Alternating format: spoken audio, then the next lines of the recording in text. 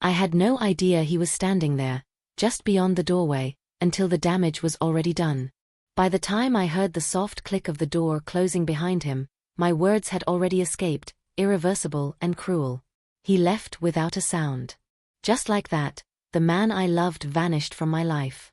My name is Natalie, and this is how I sabotaged the most meaningful relationship I ever had, all because I couldn't let go of a ghost from my past.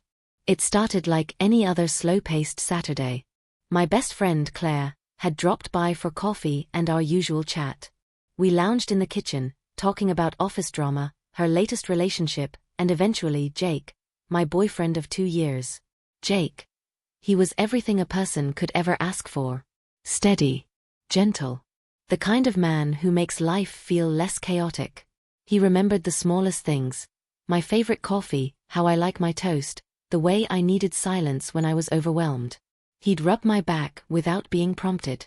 He even folded my laundry just because he was already folding his own. He was, by all accounts, the kind of love that stays. But here's where things got dark. I hadn't stopped loving someone else. Adam. The ex who broke me 3 years ago. The one who cheated, disappeared, came back just long enough to ruin me again, and vanished once more. Our relationship was toxic, volatile, and unhealthy, but the embers never quite went out in my mind. I never told Jake that. He knew Adam had existed, but not that he still occupied so much of my mental real estate. He didn't know I'd scroll through Adam's old photos when I couldn't sleep, or that I still listened to songs that reminded me of him. He had no clue that sometimes I imagined a world where Adam never left. So when Claire sipped her coffee and casually asked, "Do you think you'll marry Jake someday?" I laughed. Not because it was funny. Because it hurt too much to admit the truth.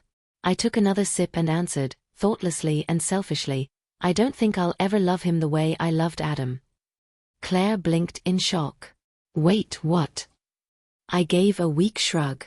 "Jake's amazing, honestly. But that passion I had with Adam? You can't fake that. It was chaos, sure, but it was real. I just don't feel that with Jake." What I didn't know was that Jake had come home early that day.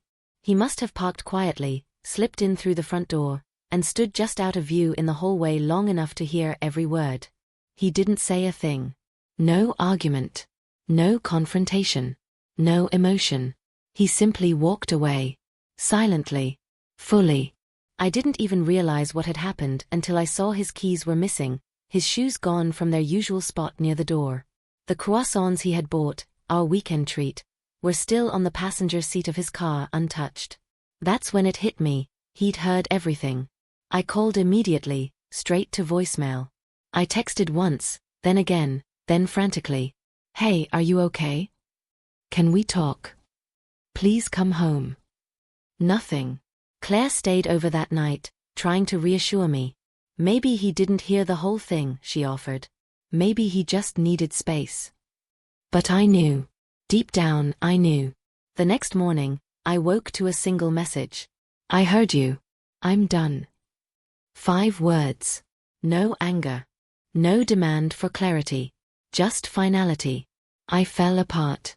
Fully and completely. I stopped eating. I barely slept. My mind became a reel stuck on repeat, endlessly replaying the moment in the kitchen. I kept searching for a version where I didn't say it. But I had. And I meant it, at least at the time. Days passed, slow and suffocating. Jake never came back, and I didn't blame him. But something strange happened after he left. Something shifted. Adam stopped haunting me.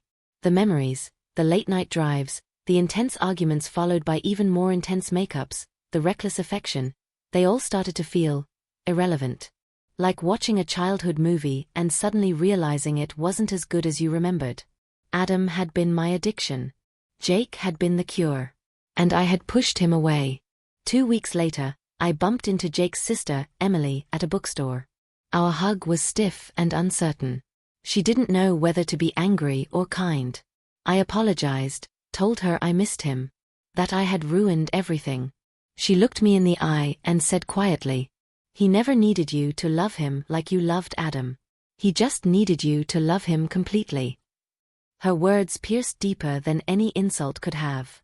Jake had given me everything, his whole heart. And I'd given him whatever was left after Adam. Eventually, I wrote Jake a letter. Not a text. Not an email. A real, ink-on-paper letter. I poured everything into it. I told him how I used to think love needed drama to feel real. How I'd been wrong. That in trying to protect myself, I broke the one person who never would have hurt me. I told him I understood if he never wanted to speak to me again, but that if he ever did, I'd be here. He never replied. Months later, I heard through mutual friends that he'd moved away. Took a job with a non-profit. Started seeing someone new. She apparently makes him laugh. Challenges him. Loves him, fully. As for me, I'm still learning how to sit with the silence I created. I date, but I take it slow. I go to therapy. I've stopped fantasizing about Adam. I even deleted the playlist. But I keep Jake's letter, the one I sent too late. Not because I think he'll ever return. But because it reminds me of something I had to learn the hardest way. Love isn't made of chaos or grand gestures. It's made of choosing someone every day, without hesitation. If you're hearing this, wherever you are, please remember. Don't waste your love on someone who's already gone. And don't wait until it's too late to cherish the person standing right in front of you, loving you in the only way they know how. Because sometimes, the worst kind of heartbreak is the one you cause yourself.